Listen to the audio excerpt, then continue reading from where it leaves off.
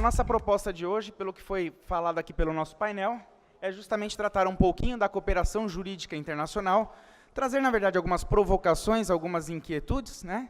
E falar um pouquinho também do Laboratório de Tecnologia contra a Lavagem de Dinheiro, essa rede que congrega mais de 70 unidades aí ao longo mais de 40 unidades, desculpe-me, ao longo do Brasil, em plena expansão, e como isso tem fortalecido a repressão à lavagem de dinheiro e às organizações criminosas.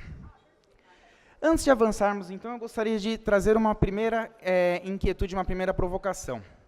Na verdade, o combate às organizações criminosas, ele só se dá em sua plena efetividade quando pensamos também no combate à lavagem de dinheiro, porquanto é fechando a torneira do sistema financeiro, do fluxo financeiro dessas entidades, dessas organizações, que nós vamos, com certeza, atingir um índice mais elevado de efetividade. Haja vista que, tirante aquelas hipóteses de delitos passionais, ou sem motivação, por óbvio, no mundo capitalista, a maioria das infrações penais são cometidas com um grande escopo de auferir vantagem de forma indevida, de forma ilícita, e usufruir desta. Daí a lavagem de dinheiro, então, entra num contexto fundamental, não mais apenas o tradicional cerceamento de liberdade, entrando até mesmo numa perspectiva de prevenção sob a ótica da criminologia. Mais do que isso, também o perdimento de bens e a recuperação desses ativos, quem sabe até para a polícia judiciária fortalecendo-a, reaparelhando-a, e a cooperação jurídica internacional nesse viés de intercâmbio entre os países, entre as entidades, entre os órgãos, tendo em vista que a criminalidade organizada passou a ser transnacional. Mas antes de prosseguirmos sobre a cooperação jurídica propriamente dita, gostaria de fazer uma breve reflexão sobre a legislação de algo que todos nós já conhecemos na verdade, né? A legislação de lavagem de dinheiro, que traz um outro aspecto de repressão às organizações criminosas e à cooperação jurídica internacional, só para lembrarmos, ao contrário do senso comum e desmistificando a questão, ela traz a possibilidade de punir a lavagem de dinheiro pela utilização dos ativos ilícitos, ilicitamente auferido, seja por colocá-lo no sistema financeiro, seja por ocultá-lo e seja por convertê-lo em algo como se ilícito fosse. Portanto, o nosso ordenamento brasileiro, sobretudo após as alterações de 2012, contemplou as 3 fases da lavagem de dinheiro: colocação, ocultação e integração. Em se tratando de tipo penal misto alternativo, basta uma das ações desses verbos para a infração se consumar. E por que é relevante já essa primeira provocação? Porque o senso comum sempre visualiza a lavagem de dinheiro como algo muito distante de todos nós, muito complexo, muito sofisticado, mas não é o que diz a letra da lei, não é o que se discutiu e se discute no Grupo de Ação Financeira Internacional e nas tratativas internacionais em que o Brasil é parte, e também na legislação dos demais países. Portanto, naquela ótica de que nada se cria, tudo se copia, o Brasil, na verdade, internaliza e introjeta essa perspectiva, viabilizando, então, as polícias judiciárias a repressão das organizações criminosas pela simples colocação de ativos ilícitos na circulação no sistema financeiro. E a nossa legislação contempla isso quando ela fala, utiliza ou emprega na atividade econômico-financeira. Mais adiante, nós temos ainda outros aspectos importantes para a investigação de lavagem de dinheiro e para a repressão.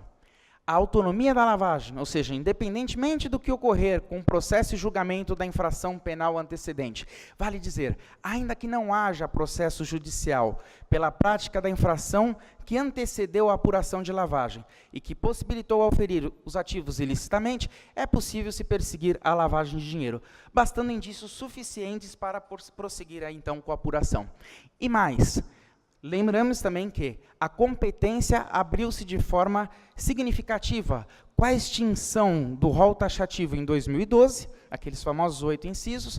Agora é possível punir a lavagem de dinheiro, já desde 2012, decorrente da prática de qualquer infração penal, inclusive as contravenções, abrindo, portanto, grande leque para a atuação das polícias judiciárias estaduais. E nessa perspectiva de reforço da repressão das organizações criminosas por meio da lavagem de dinheiro, as polícias judiciárias estaduais podem, então, se valer desse tipo penal, das técnicas investigativas, buscando a persecução e buscando o perdimento dos bens auferidos ilicitamente. E nessa linha, a legislação ainda nos contemplou com a possibilidade de regulamentação estadual, no caso por meio de decreto, a exemplo do que já há no Rio Grande do Sul, em alguns outros estados já se desenvolvendo, da conversão dos ativos perdidos para o benefício da Polícia Judiciária e o reaparelhamento. Falando, portanto, agora de cooperação jurídica internacional propriamente dito, né, temos aqui já na legislação a regra da repatriação dos ativos e da colaboração entre os Estados-partes nos 50% a 50%. Isto é, se identificarmos ativos no estrangeiro, é possível pleitear a colaboração daquele e a divisão nesse repatriamento dos bens cujo perdimento foi decretado. Mas, quando versar corrupção, é bem verdade que há a possibilidade de repatriamento da totalidade, descontadas apenas as diligências, nos termos lá da regra especial da Convenção de Mérida, ou Convenção da ONU contra a Corrupção. Nessa linha, vale lembrar as principais tratativas internacionais que o Brasil introjetou, que o Brasil acabou por internalizar, que deram ensejo a toda essa prática repressiva de combate à corrupção, organizações criminosas e à lavagem de dinheiro. Temos lá um marco inicial, a Convenção de Viena, quando se preocupou com a persecução e o perdimento dos bens provenientes da narcotraficância, num primeiro momento. Posteriormente, isso se avança na Convenção de Palermo e de Mérida, em que, respectivamente, se objetivou reprimir as organizações criminosas, Palermo, e a corrupção pela Convenção de Mérida. Mas é importante lembrar que já na Convenção de Palermo se falava na necessidade de reprimir a corrupção, porquanto é ponto pacífico, em que pese não temos trazido aqui estatísticas ou algo mais concreto, de que a corrupção é um grande mal na contemporaneidade, aliás, sempre o foi, mas sobretudo na atual conjuntura, e as organizações criminosas só prosperam porque atuam sempre em simbiose com o Estado. Não fosse isso, a Convenção de Palermo já vinha falando também da repressão à corrupção e não apenas das organizações criminosas. Nesse tocante, é importante nos posicionarmos nas polícias judiciárias sobre o lado que efetivamente a bandeira que vamos sustentar, tendo em vista que não dá apenas mais para prosseguirmos pensando na organização criminosa como algo estanque e totalmente isolado da estrutura estatal, tendo em vista a própria estatística demonstrada e a prática investigativa do dia a dia, demonstrando essa simbiose de organizações criminosas com o Estado. Portanto, reforçaremos o combate às organizações criminosas não apenas pela repressão da lavagem de dinheiro, mas, sobretudo, pelo combate à corrupção. E não por acaso, temos no nosso país um eixo, um fórum nacional, muito conhecido, que é a Estratégia Nacional de Combate à Corrupção e à Lavagem de Dinheiro, que trata justamente desses dois aspectos em conjunto. Mais adiante, depois, 89 em diante, na verdade, nós temos o Grupo de Ação Financeira Internacional, que veio trazer, através da união dos países, inicialmente pelos mais ricos, e depois incorporando aí mais de 140 países, da qual, na América Latina, Brasil, Argentina e México são membros e possuem assento. Temos, então, o famoso Grupo de Ação Financeira Internacional na OCDE, que fica na sede da OCDE. Esse grupo discutiu não apenas aprimoramento para a repressão à lavagem de dinheiro e para a regulação do sistema financeiro e do mercado, mas também o combate ao terrorismo e seu financiamento e a proliferação de armas de destruição em massa. Evidentemente, tudo pelo ponto de vista da restrição e do controle do sistema financeiro e do mercado. Deste grupo surgiram, então, com base nos países que lá frequentam e que discutiram a temática, 40 recomendações. As 40 recomendações, na verdade, não são tratados internacionais. Portanto, alguns entendem que não seria uma hard law, mas uma soft law. Mas é inegável, tendo em vista os eventuais embargos indiretos que possam surgir pelo país não cooperante, não seguidor dessas 40 recomendações, inegável o certo caráter hard binding que eles possuem, ou seja, de uma certa forma vinculante, podendo talvez ser considerado uma norma de natureza soft law de sui generis, ou seja, nem um tratado internacional, hard law, mas também nem algo automaticamente tão flexível assim que se quiser eu cumpro, se eu não quiser eu não cumpro. Dentro dessas recomendações nós temos destaques para o combate à lavagem de dinheiro, às organizações criminosas e à cooperação jurídica internacional. E mais, a recomendação para que se busque o perdimento dos bens, como já contemplado no artigo 4º da nossa legislação. em que o delegado de polícia, seja civil, federal, pode representar e perseguir o perdimento dos ativos oriundos da ilicitude. Instrumento, produto, proveito do crime. Essas três coisas. E até, quem sabe, ainda que é oferido de forma lícita, para se buscar a compensação pelo quantum da incompatibilidade patrimonial que a pessoa tenha acumulado ao longo de uma vida criminosa, como diz lá no artigo 90 do Código Penal, em que é possível buscar-se o perdimento de outros bens quando aqueles da ilicitude não forem encontrados ou localizados. Incorporamos aqui mais uma vez as tratativas do organismo internacional e também da doutrina britânica do Proceeds Not Just Profits, ou seja, não apenas o lucro da criminalidade, mas o proveito, o instrumento, tudo aquilo relacionado com a prática criminosa.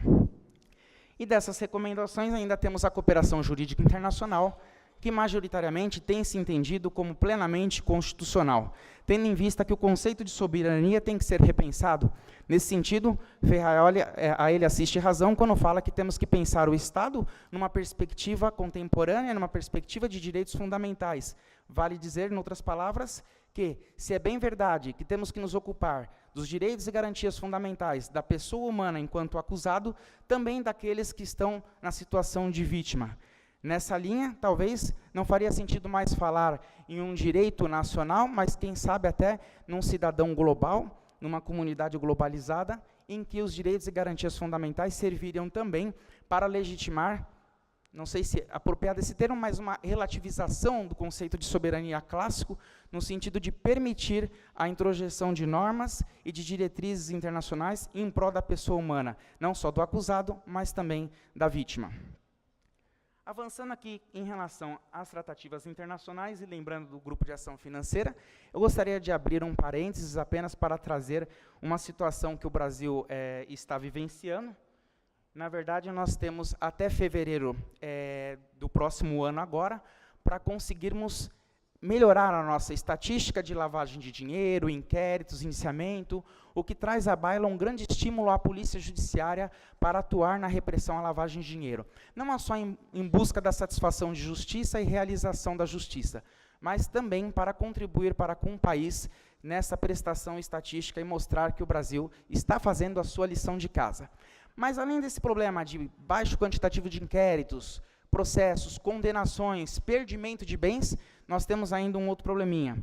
O Brasil tem uma lei de congelamento de bens, por aqueles que figurarem em resolução, lista do Conselho de Segurança da ONU, e que esses bens devem ser congelados imediatamente, sem demora, assim que circular essa lista entre os países. A nossa legislação atual, a 13.170, de 2015, foi entendida como não conforme, não em compliance totalmente com essas recomendações do organismo internacional, Grupo de Ação Financeira Internacional, e por conta disso nós estamos aí no sistema de follow-up e com essa advertência que, se o Brasil não cumprir com o que foi acordado até fevereiro próximo, poderá até estar suspenso ou, quem sabe, expulso desse organismo internacional, o que repercutiria de forma muito negativa para a economia interna, porquanto passaríamos talvez a figurar como país não cooperante com essas recomendações e com essa temática, lavagem de dinheiro, financiamento do terrorismo e proliferação de armas de destruição em massa.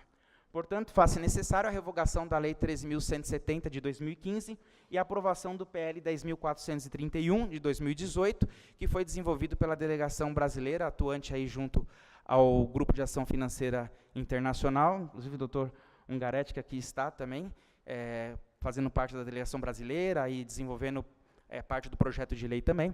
Fundamental que esse projeto de lei seja aprovado para que o Brasil se regularize nessa matéria. Retomando, então, a questão da cooperação internacional, em face das tratativas, em face do que o Grupo de Ação Financeira Internacional estabelece, nós temos ainda um grande destaque aqui para a Convenção de Mérida, que traz duas formas básicas de cooperação muito interessante, que fogem um pouco daquela regra um pouco mais lenta, talvez, um pouco mais burocrática, que é a carta rogatória, né? As homologações das decisões, via STJ, aquela coisa toda, vias diplomática, e nós temos aqui a possibilidade de cooperação direta e do auxílio direto. Falando rapidamente, bem por cima, em passant, na verdade, na cooperação direta nós conseguimos trocas, dados cadastrais, informações de uma maneira muito célere, diretamente com representantes daquele país. por exemplo, pela rede Interpol, pelas redes que existem aí de comunicação internacional, e também aqui em São Paulo, por meio de contato com adidos policiais, adidos consulares ou oficiais de ligação.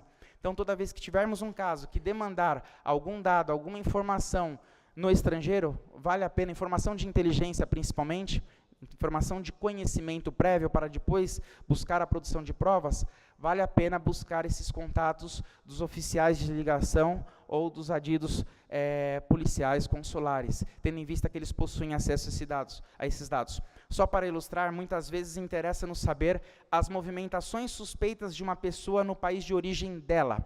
Via COAF, Conselho de Controle de Atividades Financeiras, é possível isso. O COAF possui uma integração com as demais unidades de inteligência financeira do planeta, a rede Egmont, que interliga tudo isso, em Toronto, lá no Canadá, sediado lá. Porém, por meio desse adido, muitas vezes consegue-se isso em questão de uma semana, o que demoraria 6 meses. Por quê? Porque a unidade de inteligência financeira de alguns países se situa no âmbito da própria polícia judiciária daquele país. Então, basta para aquele adido um e-mail para o colega dele, ele consegue a devolutiva e essa resposta de uma maneira muito célere. E no auxílio direto nós conseguimos também provas, ouvir pessoas, testemunhas e tudo mais no estrangeiro, de forma muito interessante, e até mesmo conseguir que uma autoridade equivalente consiga uma ordem judicial no estrangeiro para conseguir a prova que eu estou perseguindo. O doutor Ungaretti, como diretor do DRCI, lidou diretamente com essa matéria, autoridade central, Departamento de Recuperação de Ativos e Cooperação Jurídica Internacional. Acredito que venha falar alguma coisa, mas, portanto, não vou avançar muito aqui no assunto. E o que é o LabLD? O que é o Laboratório de Tecnologia contra a Lavagem de Dinheiro? É uma unidade que todos nós, da Polícia Judiciária Estadual e Federal, devemos nos valer, assim como ao DRCI, que é o Departamento de Recuperação de Ativos e Cooperação Jurídica Internacional. Muitas vezes a esfera estadual acha, eu não tenho nada a ver com cooperação jurídica, isso é só um problema da Polícia Federal. Não necessariamente. Se o crime é aqui, competência estadual, mas existe algum elemento, alguma prova, algum indício que eu preciso buscar no estrangeiro, faz-se necessário e conveniente a cooperação jurídica internacional, sim. E para isso está lá o Departamento de Recuperação de Ativos, portas abertas para colaborar nessa medida. E toda a cooperação jurídica internacional, além de auxiliar numa investigação bem feita, vai contar certamente pontos positivos para evidenciar que o Brasil está cumprindo a sua lição de casa perante os organismos internacionais e perante as tratativas firmadas. E o LabLD, além da cooperação jurídica internacional, ele é um importante elemento, iniciativa do DRCI, também do Ministério da Justiça, surgiu da meta 16 de 2006, lá da ENCLA, e é uma unidade de análise para se deparar com massa de dados e grande volume de informações. Então, aquela autoridade policial, aquele delegado de polícia que outrora ficava, poxa, como é que eu vou fazer esse caso de lavagem de dinheiro? Isso aqui está muito complexo. Procura o LabLD, ele te auxilia. O laboratório ele vai te auxiliar na quebra de sigilo bancário, fiscal, quebra de sigilo dos valores mobiliários, valores bursáteis, na interpretação das movimentações suspeitas do COAF e vai te ofertar um relatório dizendo ali se houve ou não lavagem de dinheiro e o caminho do dinheiro. Inclusive, auxiliá-lo também na cooperação jurídica internacional, se for necessário. Só para demonstrar aqui o da Polícia Civil de São Paulo, mais ou menos quase 10 anos de existência, 5 salas, 100 metros quadrados, de acordo com o que havia estabelecido lá pelo Ministério da Justiça, fica situado lá no Departamento de Inteligência da Polícia Civil. E o fluxo de trabalho basicamente é este, ou seja, uma autoridade policial demanda, por vezes até mesmo um promotor ou um juiz demanda diretamente, há casos excepcionais que isso venha a acontecer, e uma autoridade policial demanda, tem um inquérito aqui de lavagem de dinheiro, e o LAB vai sugerir o que essa autoridade precisa requisitar, se precisa requisitar informações do COAF, se precisa requisitar quebra de sigilo bancário, fiscal, bursátil, Bolsa de Valores, se precisa de cooperação jurídica internacional, e o LAB vai encaminhar essa autoridade, vai guiá-la e fazer posteriormente o trabalho de análise. No trabalho de análise, vai explorar as bases de dados existentes no âmbito da polícia, no âmbito dos órgãos em convênio, no âmbito dos colaboradores, para tentar extrair aí o melhor possível dentro desse trabalho de demonstração da lavagem de dinheiro. Por conta disso, a unidade se submeteu também aqui, em alguns estados, no sistema de gestão da qualidade, para sedimentar o procedimento e o processo. Então, a unidade acabou sendo certificada no sistema ISO 9001, na versão 2015. E dentro do âmbito do LabLD, há diversos convênios, dentro de um guarda-chuva, há diversos convênios, diversas tratativas e base de dados que facilitam isso. Também o famoso sistema de investigação das movimentações bancárias, que possibilita a recepção dos dados bancários por meios eletrônicos. Hoje, na Polícia Civil do Estado de São Paulo, e acredito que na maioria das polícias do Brasil, não se incentiva a representar diretamente ao juiz, senão primeiro fazer um contato com o LabLD para que seja cadastrado o caso no sistema, gerado a minuta de representação, somente então a autoridade policial deve se recorrer ao judiciário, pois aquela minuta traz o número de caso para que o Banco Central e os bancos envolvidos possam transmitir os dados especificamente para o servidor e viabilizar as análises, cruzamentos e vínculos de forma digital. E nessa perspectiva também o Lab de São Paulo tem atuado como gestor não só dos dados bancários, mas também do fiscal, embora não tenhamos um sistema eletrônico para recepcioná-lo, e também dos dados bursáteis, valores mobiliários, os quais aportam na unidade laboratorial por meio de mídia digital, e lá são importados para sistemas e trabalhados em conjunto com os dados bancários, estes sim, que vieram por meio do sistema de investigação das movimentações bancárias, o tal do SIMBA.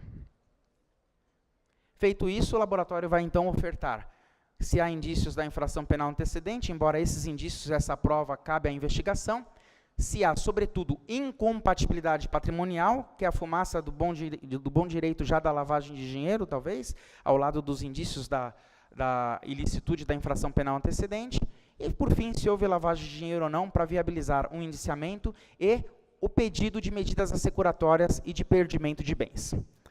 Só para finalizar, gostaria de ressaltar como é importante a cooperação jurídica internacional, aqui em dois casinhos, rapidamente.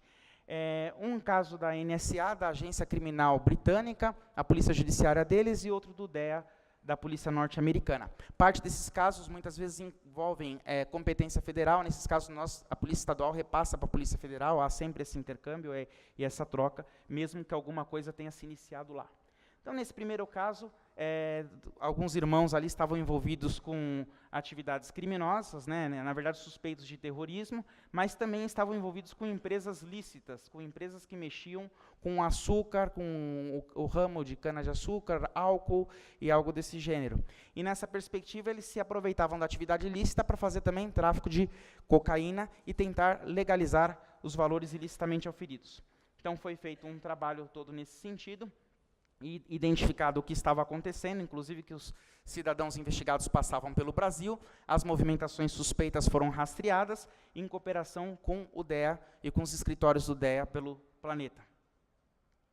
E, através disso, então, foram identificados o narcotráfico como crime antecedente majoritário, mas também o DEA acreditava em financiamento do terrorismo. Havendo aqui, então, como crimes antecedentes e tipologia, além do narcotráfico, dispensa de licitação e inexigibilidade de licitação, porquanto esses atores ainda contratavam com o poder público aqui no Brasil. Como nós falamos, corrupção sempre atrelada às organizações criminosas. E a mesclagem, o commingling, famosa mesclagem, ou seja, misturar ativos ilícitos com lícito para fazer aquele ciclo da lavagem, tal qual o Al Capone, que diz, olha, prestei serviço para tantos CPFs, tantos CNPJs, e na verdade não prestou serviço para ninguém, ou não prestou aquela quantidade de serviço. E por fim, então, essa cooperação possibilitou identificar todo esse cenário e difundir esse relatório do LabLD para a Polícia Judiciária. E, por fim, o caso do NSA, da Agência Nacional Criminal do Reino Unido. Um chinês foi preso no Reino Unido, em Londres, na verdade com uma grande quantidade de libras esterlinas e comunicando-se com o Brasil. No pedido de cooperação direta, aqui no Brasil, queriam os dados cadastrais desse telefone. Bom, representamos para o DIPO, Departamento de Inquérito de Polícia Judiciária, que decretou a quebra de sigilo dessa informação, e, na verdade, percebemos, então, que o chinês que foi preso no Reino Unido, que ligava para telefones brasileiros, era algo muito mais abrangente do que se imaginava num primeiro momento. Aquela ligação do chinês para o Brasil se ramificava em várias outras, e também do Brasil para a China e para vários outros países, envolvendo comércios de roupa, lojas na região central e por aí vai. Então, isso mostra como a criminalidade está organizada e mais transnacional do que nós imaginamos. E depois um brasileiro também foi pego com uma grande quantidade de libras esterlinas. Percebeu-se aqui que, nesse contexto, na verdade, eles estavam servindo de mulas para o tráfico de drogas albanês, e também traficância aqui dentro do país. E nessa linha, aproveitavam-se da atividade ilícita do comércio existente em São Paulo para tentar também lavar esse dinheiro. A cooperação jurídica ajudou, então, a cooperação ajudou a identificar os crimes antecedentes, fraude, estelionato, tráfico de drogas, e a obtenção de dados cadastrais, e entender beneficiários finais, os beneficial owners que se encontravam em paraísos fiscais, fora do país, e vários outros desdobramentos. Inclusive, remessa ou tentativa de contrato de câmbio para a escola de samba em São Paulo e coisas desse gênero, né? De empresas constituídas em paraísos fiscais. E assim, então, com base também na Convenção de Mérida, foi possível finalizar esse trabalho. Bom, para encerrar, o diagrama que mostra aqui os vínculos, como as coisas ficam, depois de identificar todos os autores envolvidos e o fluxo do dinheiro. E gostaríamos de encerrar com uma provocação, na verdade não é bem uma provocação, mas com uma instigação, que passemos a apurar mais a lavagem de dinheiro, passemos a nos valer mais da cooperação jurídica internacional e do nosso DRCI, do Ministério da Justiça, e também passemos a nos assessorar mais dos laboratórios de tecnologia contra a lavagem de dinheiro, porquanto somente combatendo esse viés, a lavagem de dinheiro, conseguiremos também reprimir as organizações criminosas e a corrupção. Muito obrigado.